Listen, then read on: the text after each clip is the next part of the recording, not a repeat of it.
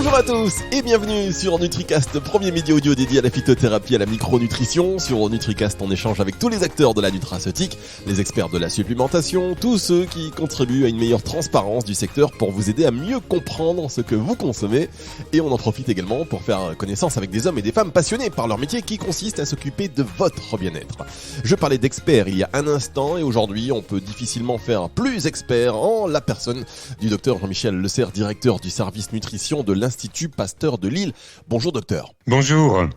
Bon, écoutez, je suis ravi et merci avant toute chose d'avoir répondu présent à notre invitation. Je suis vraiment très heureux de vous accueillir sur NutriCast à l'occasion de votre récente publication sur le lien entre la nutrition et l'insuffisance cardiaque.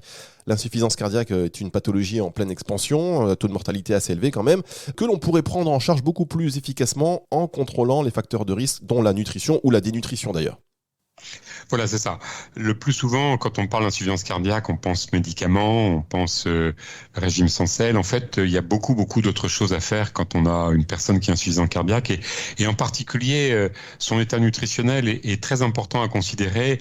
Et on sait maintenant qu'il existe très souvent une dénutrition qui commence souvent par ce qu'on appelle une sarcopénie, c'est-à-dire une diminution de la masse maigre, qui est un élément qui va permettre malheureusement à la personne d'entrer dans la dénutrition. Et cette dénutrition doit être prise en considération et si possible corrigée ou en tout cas évitée. Alors elle a de nombreuses causes qui sont multiples, qui sont complexes, qui sont entretenues aussi par la réduction de l'activité physique. Et donc il faudra essayer de prendre tout ça en amont. En tout cas, ça fait partie de la prise en charge que de s'occuper de la dénutrition qui est malheureusement méconnue, sous-connue, sous-évaluée, sous-prise en charge. Et puis à côté de ça, bien sûr, il y a encore d'autres facteurs nutritionnels qu'il faudra envisager. Alors c'est vrai que c'est sous-connu, mais j'ai l'impression que les Français s'intéressent de plus en plus à ça, les experts aussi du coup, et puis il y a de plus en plus d'études cliniques qui viennent alimenter, qui viennent donner des arguments pour qu'on s'y penche de plus en plus. Dans cette publication que je mentionnais un instant et qui est assez récente, vous donnez quelques conseils alimentaires généraux. Oui, alors les conseils alimentaires généraux, c'est d'abord de ne pas faire de régime restrictif, c'est-à-dire de ne pas supprimer plein d'aliments parce que on va aggraver la dénutrition. Par contre, avoir des apports équilibrés, comme d'habitude, avec suffisamment de protéines, parce qu'il s'agit souvent de personnes âgées et les besoins en protéines sont un peu plus élevés chez les gens âgés parce que la capacité de synthèse est plus faible.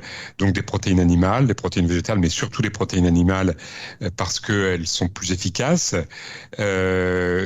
Du poisson parce qu'il va apporter des oméga 3, ce qui est extrêmement important.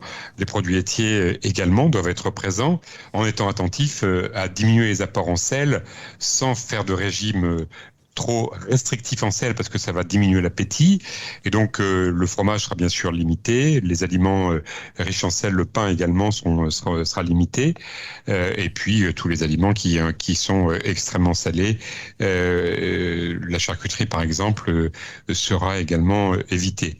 Mais à côté de ça, il faudra également penser à mettre en œuvre des facteurs susceptibles de stimuler l'appétit parce que c'est une porte d'entrée pour améliorer la nutrition et donc il faut que l'alimentation soit agréable, il faut qu'elle soit bien préparée, il faut qu'elle soit qualitative et puis globalement s'inspirer quand même d'une alimentation de type méditerranéenne pour qu'on ait suffisamment de produits végétaux, de bonnes graisses, de fibres alimentaires, tout ça c'est utile parce que ça peut être positif pour le microbiote. Or on sait que là aussi, comme dans presque toutes les pathologies, il joue un rôle.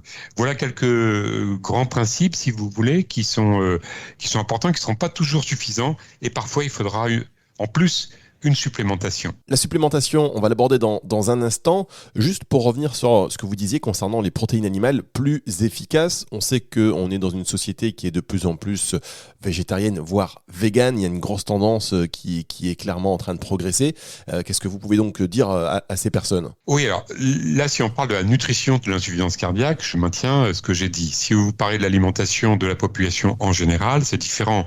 On peut avoir une alimentation qui est plus riche en protéines végétales, parce que c'est une très bonne chose d'apporter les protéines végétales sans pour autant supprimer les protéines animales, sans pour autant supprimer les produits laitiers qui ont des bénéfices considérables sur la santé musculaire, la santé osseuse, la santé cognitive. Voilà. Maintenant, dans le cas de l'insuffisance cardiaque, c'est un peu différent puisque on a besoin d'apporter des protéines de qualité pour des gens qui n'ont pas beaucoup d'appétit.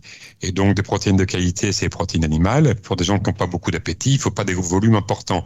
Or, les protéines végétales nécessitent des volumes importants. Donc, voilà. Quant au véganisme, c'est un mode alimentaire qui est intrinsèquement déséquilibré, donc je ne conseille pas. Il n'en est pas de même du végétarisme, qui est un mode alimentaire qui a tout à fait sa place dans une alimentation normale, à condition d'y rajouter du poisson, parce que sinon on a un déficit en oméga 3. Donc voilà, là ici on est dans le cadre de l'alimentation de l'insuffisance cardiaque, qui est une alimentation très particulière de gens qui sont quand même très diminués et pour lesquels on veut éviter d'aggraver la dénutrition. Et souvent, ce sont des gens âgés, souvent ce sont des gens qui ont des comorbidités, donc il faut qu'on soit attentif. Il ne s'agit pas de les gaver de viande rouge, attention. Hein. Ceci étant, comme il y a un déficit en fer dans l'insuffisance cardiaque, il n'est pas inutile de consommer un peu de viande rouge. Très bien. Et alors, vous parliez de l'importance de la supplémentation. Est-ce que vous pouvez nous en dire un peu plus ? Oui, alors, on est dans une pathologie. Et donc, dans une pathologie, on peut considérer que l'alimentation ordinaire, toute seule, j'allais dire toute nue, ne suffit pas forcément à couvrir tous les déficits qui sont observés. Et donc, dans l'insuffisance cardiaque, on a observé qu'il y avait des déficits en fer, qui sont tout à fait fréquents, qu'il y avait également d'autres déficits qui étaient fréquents, comme le déficit en vitamine D.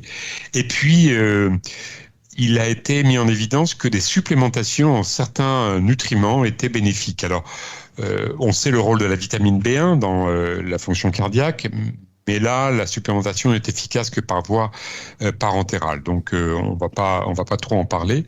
Par contre, il y a 3 autres nutriments qui sont candidats, si je puis dire. Le premier, c'est le sélénium, mais on manque d'études formelles sur le sélénium, en sachant que le déficit sévère en sélénium est rare et conduit à une insuffisance cardiaque. Mais c'est surtout sur les oméga 3 d'une part et le coenzyme Q10 qu'il y a eu des travaux d'intervention, puisque d'un point de vue scientifique, il est important qu'on s'appuie sur des études expérimentales cliniques de qualité, randomisées.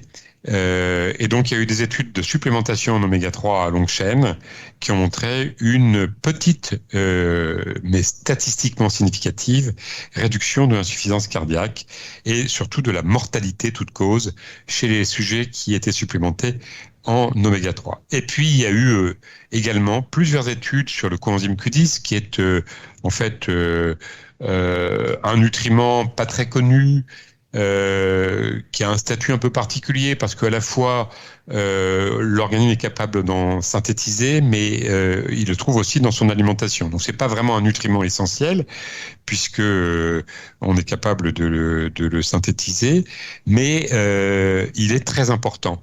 Et c'est ce qui est intéressant aussi, c'est que c'est sa forme active, l'ubiquinol, qui est plus efficace. Cette forme active se forme dans l'organisme, mais elle peut aussi être apportée par l'alimentation.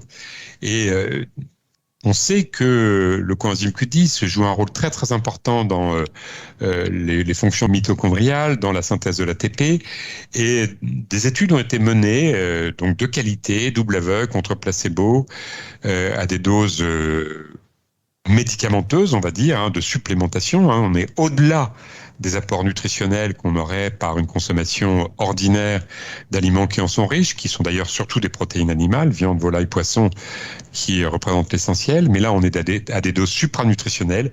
Et il y a non seulement une amélioration de la fraction d'éjection du ventricule gauche, qui a été mesurée dans plusieurs études, et une méta-analyse l'a confirmé. Il y a aussi une diminution importante de la mortalité chez les gens qui sont supplémentés avec des doses qui sont importantes, qui sont de l'ordre de 100 mg par jour. Mais c'est intéressant parce que voilà, à côté des médicaments, il ne s'agit pas d'arrêter les médicaments, il s'agit simplement d'essayer d'avoir une approche globale. Enfin, je parlais tout à l'heure du fer. pour faire le tour des nutriments qui sont susceptibles d'améliorer la condition cardiaque. Donc fer, sélénium, vitamine B1, vitamine D, qui n'a jamais d'inconvénient à supplémenter, et donc on rajoutera, même si on manque encore de preuves définitives pour la vitamine D, oméga 3 à longue chaîne, et puis coenzyme Q10 dans sa forme bioactive qu'on appelle ubiquinol. Voilà donc des conseils utiles chez les gens qui sont insuffisants cardiaques, en plus des conseils alimentaires, en plus des médicaments qui sont indispensables chez ces patients qui sont des patients avec un risque cardiovasculaire très très élevé. Eh bien, écoutez, Jean-Michel Le Serre, merci beaucoup d'avoir été avec nous sur NutriCast aujourd'hui. Je pense que ça a été très clair pour tout le monde et essentiel aussi de démontrer qu'on avance quand même pour essayer de traiter ces pathologies qui sont avec, on le dit et vous l'avez dit, un taux de mortalité élevé. Mais bon, il y a quand même des pistes et des études de plus en plus rassurantes sur l'efficacité, notamment de l'ubiquinol par exemple, ou des oméga 3 à longue chaîne, ou encore de la vitamine D. Et puis surtout une prise en charge globale. La lutte contre la dénutrition, il faut vraiment pas la négliger, parce que les gens ne s'en rendent pas compte. La dénutrition, la sarcopénie est invisible en quelque sorte. Et donc il faut bien considérer que ce sont des gens qui sont très très fragiles. Il faut s'occuper de leur alimentation globale. En tout cas, merci d'avoir donné l'opportunité de parler de la nutrition, de cette pathologie qui est une pathologie fréquente et une nutrition qui n'est pas souvent très connue. Jean-Michel Le Serre, directeur du service nutrition de l'Institut Pasteur de Lille, merci d'avoir été avec nous. Merci pour tous ces précieux conseils et missions à écouter sur nutricast.fr et sur toutes les plateformes de streaming audio, à partager bien évidemment. Je vous dis à très bientôt sur NutriCast. Au revoir.